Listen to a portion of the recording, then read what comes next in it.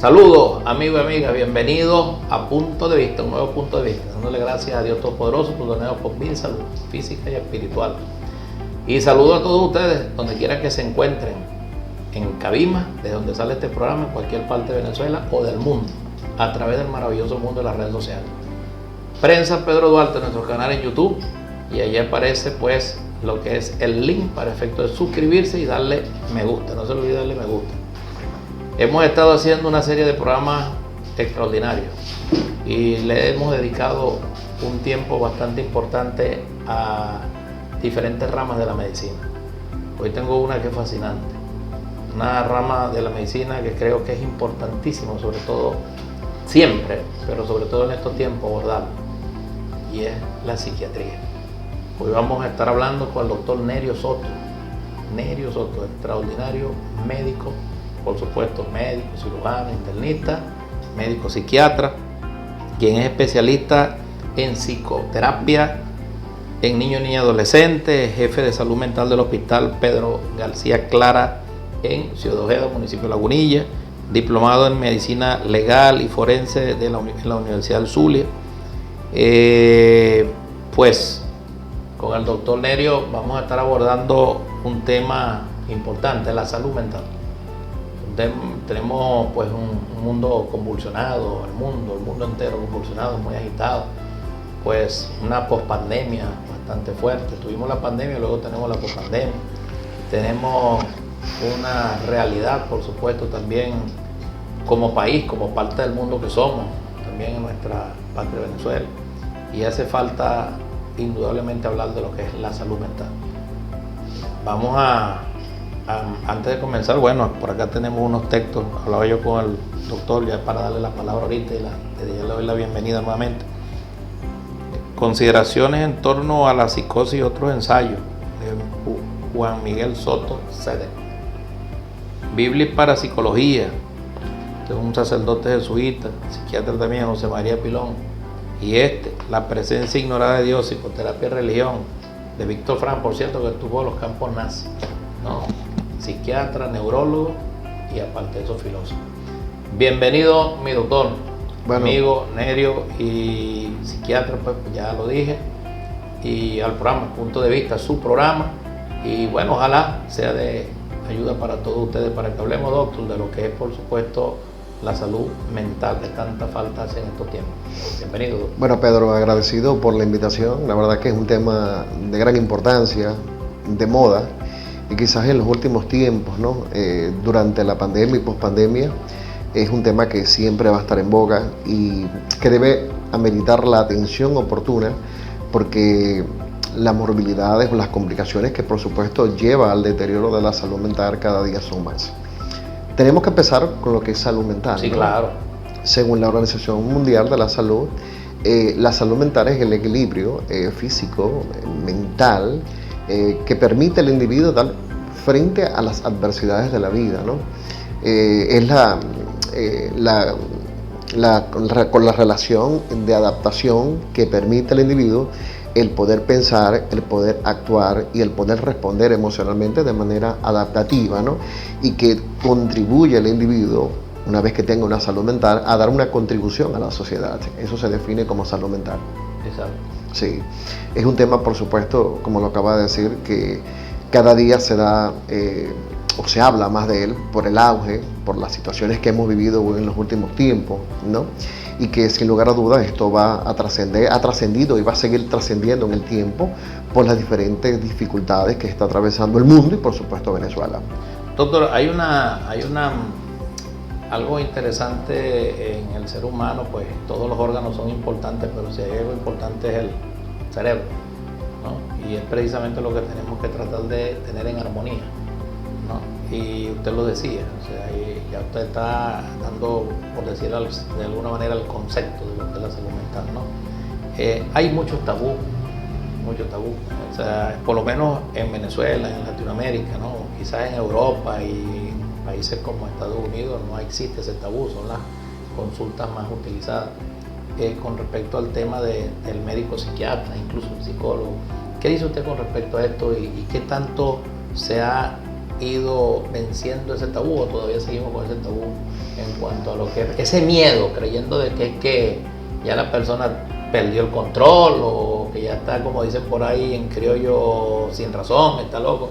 O sea, no voy porque tal cosa, y pues en detrimento incluso de la salud mental. Es preocupante porque se habla de que el presupuesto mundial destinado a la salud mental es el 2%. En Venezuela, por supuesto, no es diferente, ¿no? Por eso es que vemos cada vez los hospitales cerrados, no hay centros de atención adecuada, público e incluso ya privado, es difícil acceder a ello.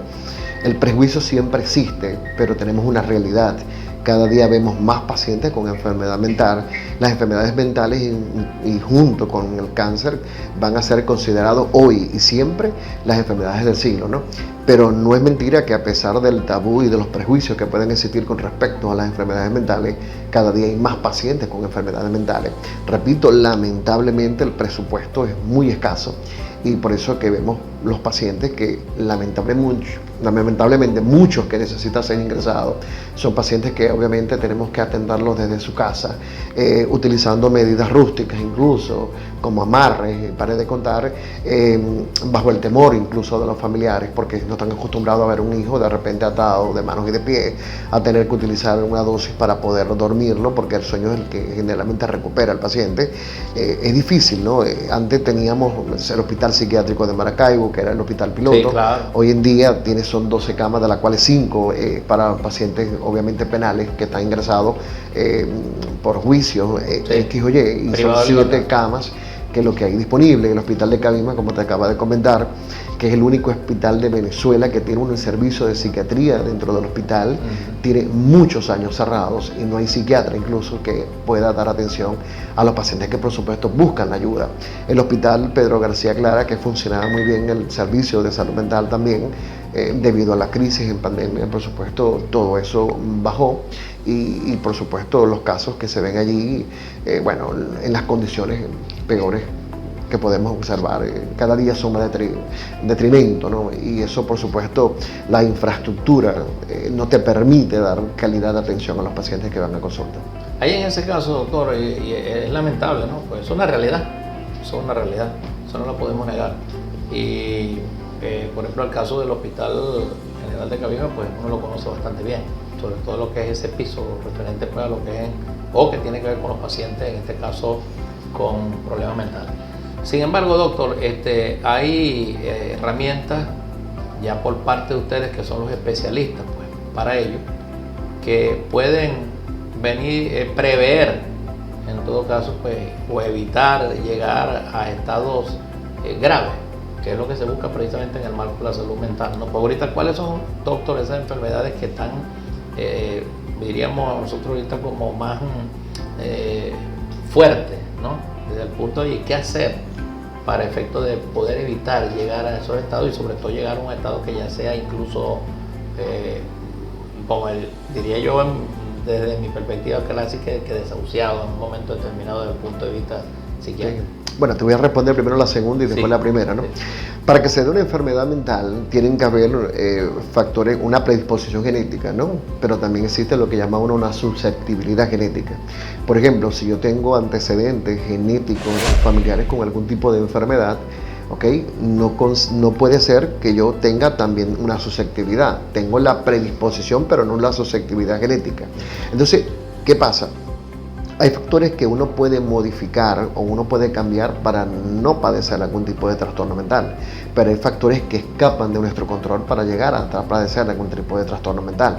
Por ejemplo, por hablar uno, la situación económica del país, que es el común denominador de los pacientes que van a consulta, ¿no?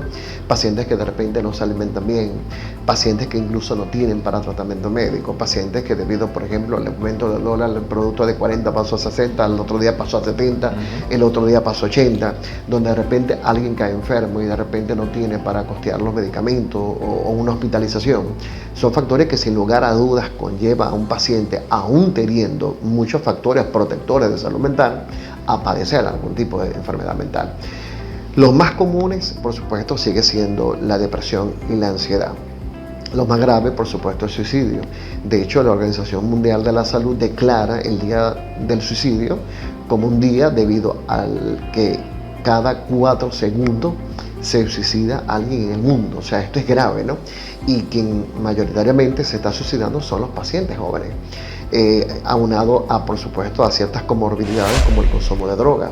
Cuando tú me mencionabas de repente que existen los países desarrollados, donde de repente no existe el prejuicio, sí existe el prejuicio, lamentablemente. Esto es mundial, ¿no? Uno que ha tenido la oportunidad de ir a otros países y se da cuenta que si bien la infraestructura es mucho mejor que la nuestra, la atención no siempre es de calidad. Por ejemplo, nosotros que hacemos consultas online, no tenemos la dificultad de que un paciente pueda acudir a un especialista como puedes acudir tú al que tú quieras, claro, o cuando tú quieras. Claro. En Estados Unidos, por decirte, es pedir cita. Y las citas son cada 8, cada 9 meses, y entonces acceder a un psiquiatra tienes que pasar por una serie de protocolos, de ir al médico familiar, ir al psicólogo, al psicopedagogo, hasta cuando ya vas a ir al psiquiatra, por supuesto, ya el paciente sin lugar a dudas ya quizás se mató, ¿no? Sí. Aquí en Venezuela tenemos esa facilidad de ir con quien queremos y donde queremos.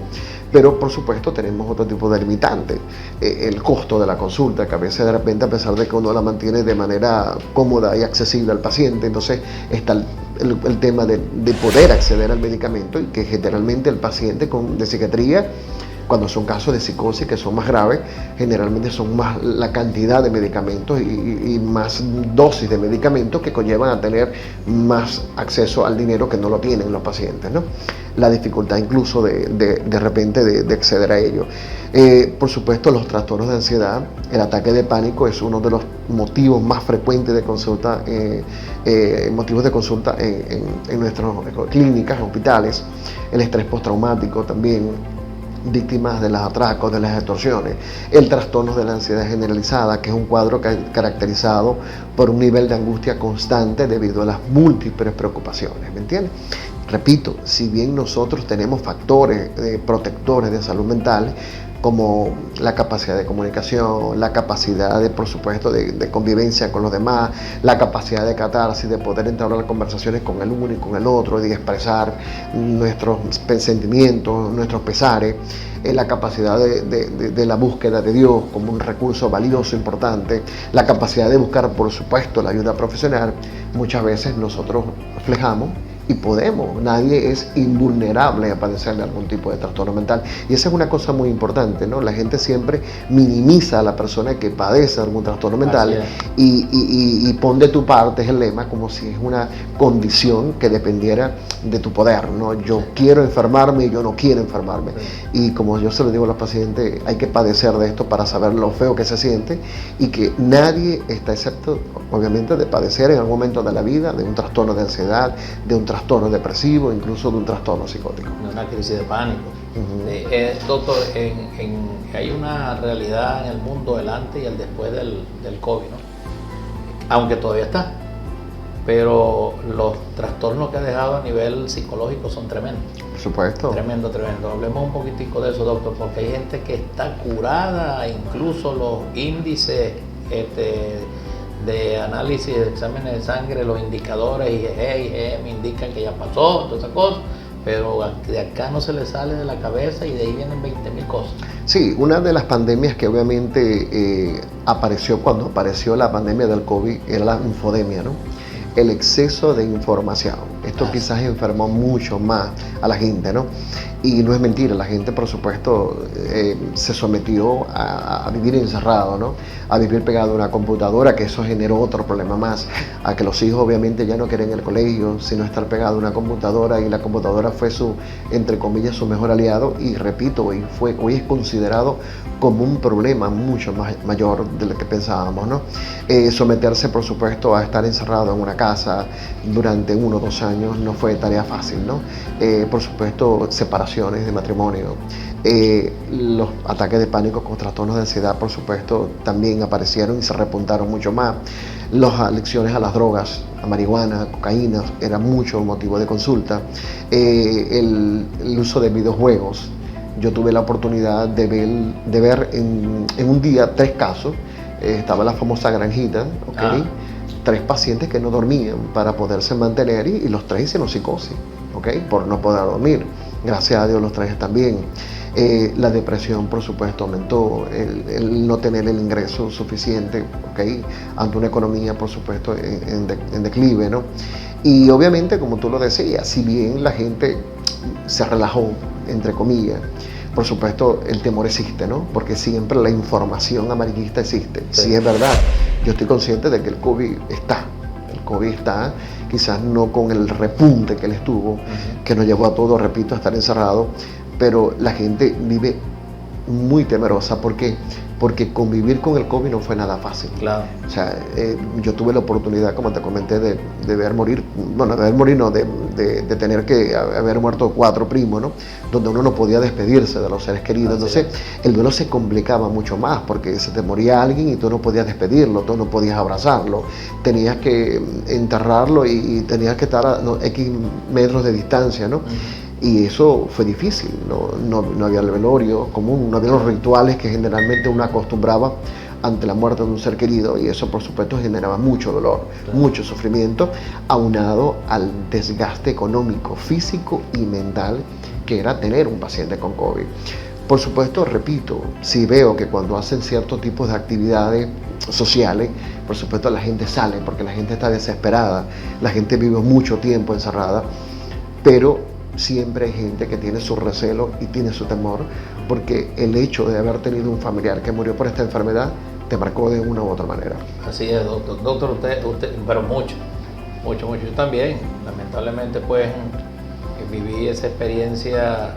Primero la padecí, igual que mi esposa, y también la experiencia de ver morir familiares, de verlo allí mismo, cerca, sí. ¿No? Hay un tema que usted ahorita tocó, doctor, por ahí salió, y yo creo que es importante abordarlo. Recientemente leí un artículo que decía, yo no sé si he exagerado el título, pero el artículo decía así: es más importante dormir que comer. Era el título del artículo, ¿no? Una forma también de enganchar a uno para entrar allí.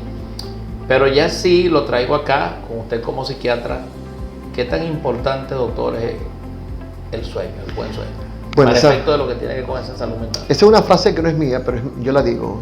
Yo prefiero, Nerio Soto, dormir que comer, ¿no? Es que el sueño es una necesidad fisiológica, ¿no? Y no es mentira. Y vuelvo a repetir el uso de las redes. Las redes se han convertido en un amigo que a la vez yo consideraría un verdadero enemigo, ¿no? Hay gente que obviamente ya no habla con nadie, la gente estamos en una reunión y la gente está pendiente del wifi, es que dame la clave, no te mira la cara. Ni en los karaoke. Y obviamente muchos padres incluso es el regalo que le dan a los hijos sabiendo que es un daño. De hecho, la OMS y la psiquiatría, por ejemplo, y la psicología, estas corrientes, no aconsejan, por supuesto, a los niños el uso de los celulares, ¿no?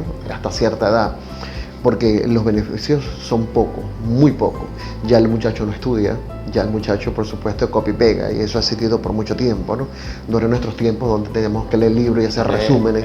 Hoy no, hoy en día todo se accede a través de Google, y la gente, por supuesto, eso es mucho más rápido, ¿no?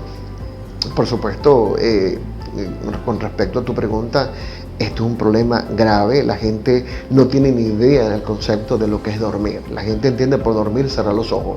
Dormir no es cerrar los ojos, es apagar tu mente y despertarte relajado, tranquilo, sereno. Y obviamente el 90% de la población en el mundo no duerme, lamentablemente no duerme. De hecho, se han hecho estudios de investigación importantes donde se ha descubierto que el insomnio es un factor predictivo de enfermedades cardíacas, pulmonares y cerebrales, ¿me entiendes ya? Y que incluso aquellos pacientes que hayan tenido antecedentes de trastornos como ACV, infartos al miocardio, arritmia, y que no duermen, tienen un 90% de probabilidades de volver a aparecer un infarto, una arritmia, o una hipertensión, o un ACV si tú no duermes. Y son obviamente estudios comprobados científicamente. Es impresionante, doctor, porque después estamos en el tema post-pandemia, mucha gente ha quedado con esos problemas.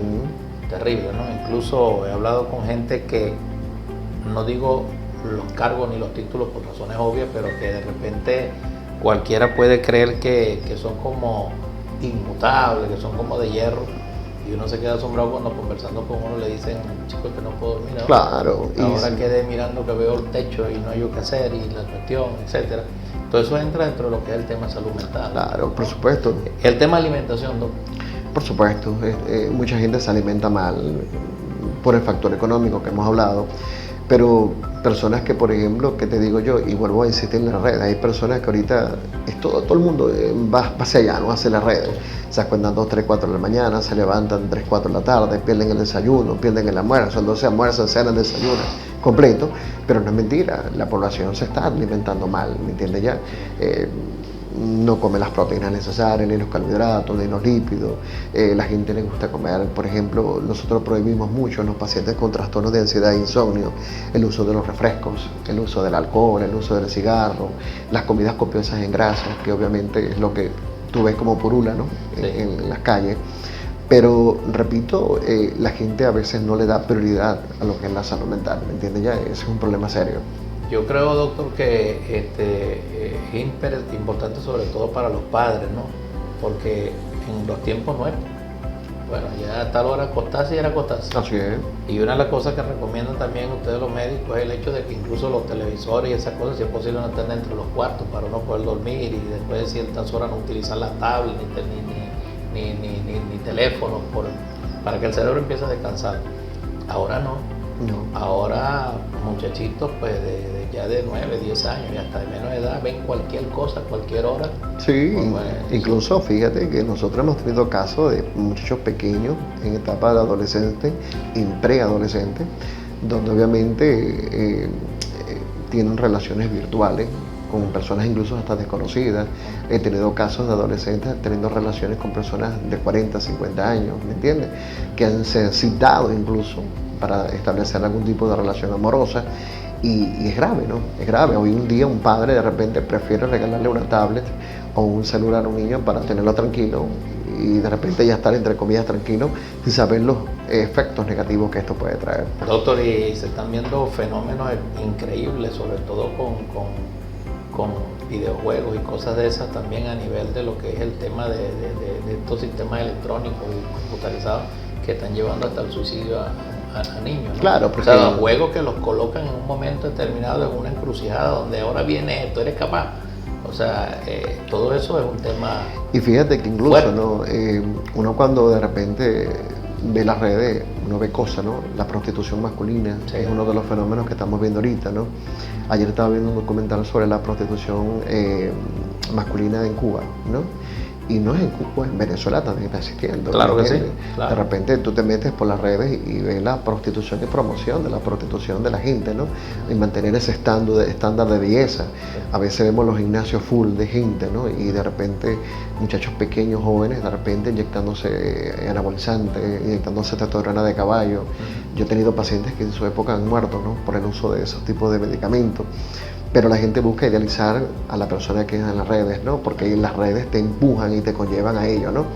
Y es así, repito, ves los gimnasios full de muchachos, incluso hasta no muchachos, y de repente a sobrecargarse de actividad física para mantenerse en el top, ¿no? de los estándares que obviamente las redes te imponen y que tú de repente asumes que es como él está, es que yo debo estar. Y es un problema porque son trastornos de tipo vigoréxicos, ¿no?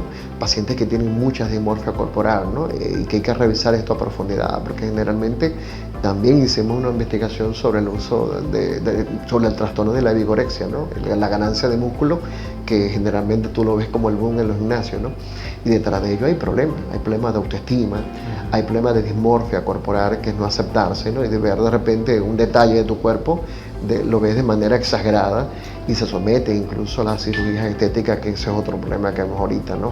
La gente está utilizando la cirugía estética de manera desmesurada, ojo, no estoy en contra de ello, pero sí me ha pasado personas que se han sometido a 8 o 9 cirugías, no se la pasan en las estéticas haciéndose cualquier tipo de procedimiento. Entonces yo digo, hay que hundar, ¿no? Y yo le decía en estos días a unos doctores, que por cierto era de estética, yo le decía a ella, uno cuando ve un paciente que recurre frecuentemente a estos métodos, uno tiene que saber que este paciente no está bien, algo debe pasar. Así es, doctor. Porque es un paciente que se le va a complicar en aquel momento. Así es. Aquí ha pasado, y tú sabes que en la historia que hubo médicos que obviamente le pasaron problemas por eso, porque, ¿qué te digo yo? La gente se torna osado, ¿no? Y de repente cree que todo lo puede, y el que digo yo, mira, para que un paciente se te muera, tienes que haber pacientes, por supuesto. Por supuesto. Y uno tiene que tener mucho más cuidado y mucho más cautela, ¿no? Tiene que ver eso con autoestima. Yo, por ejemplo, en la casa le digo, esto es lo que hay.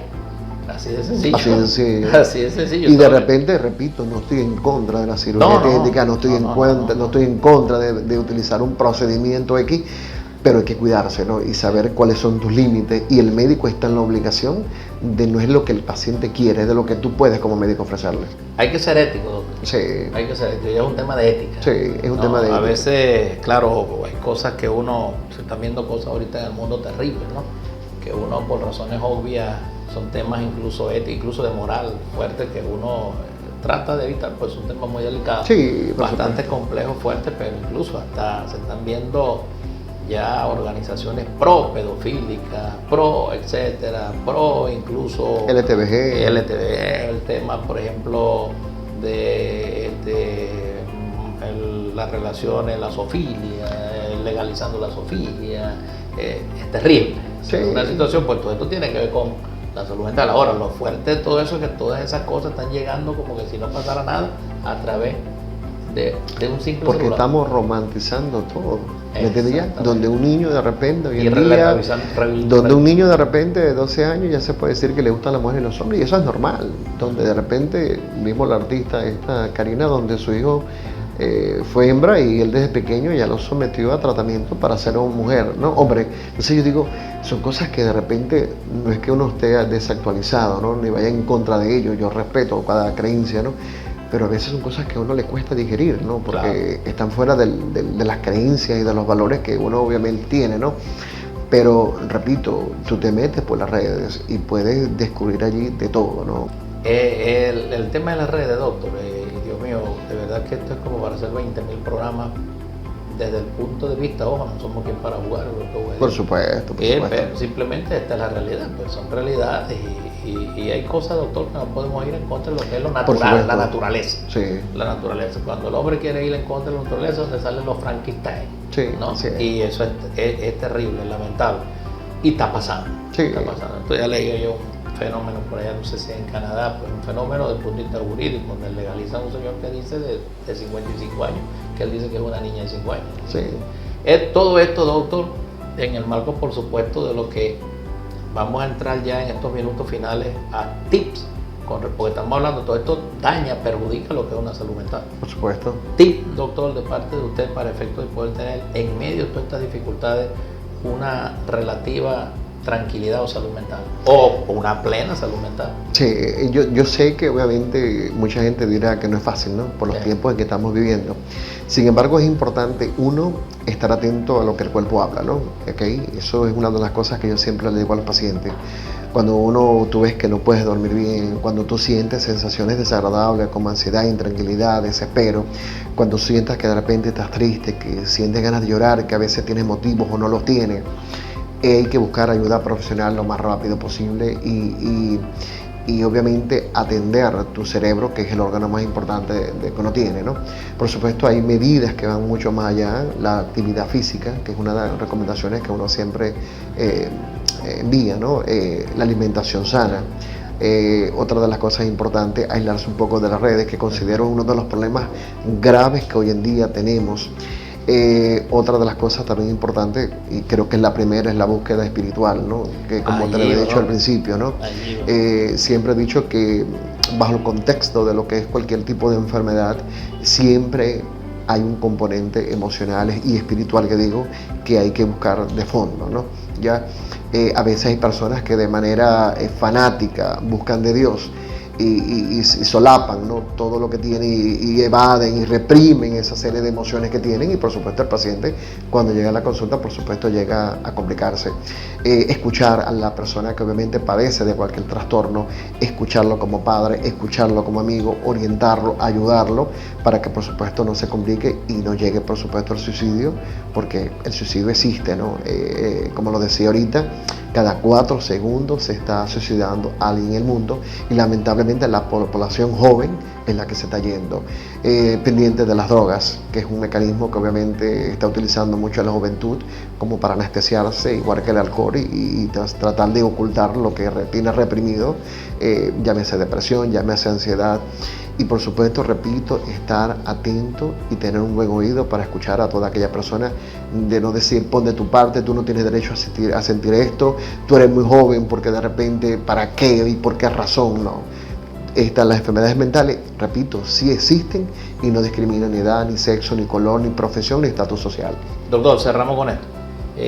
Usted habló ahí de la parte espiritual, no necesariamente religión, la espiritualidad.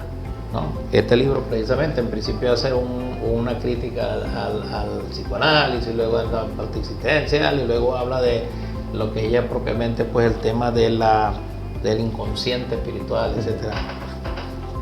La esperanza, doctor, la esperanza. Hablando en este tema espiritual, el tema de la esperanza, y con eso cerramos para usted, sí, el marco de lo que significa esta tranquilidad o buscar esa tranquilidad. Sí, yo digo una cosa, en la persona que vive sin fe y vive sin esperanza, vive muerto en vida, así de sencillo. Pues yo siempre digo, ¿no?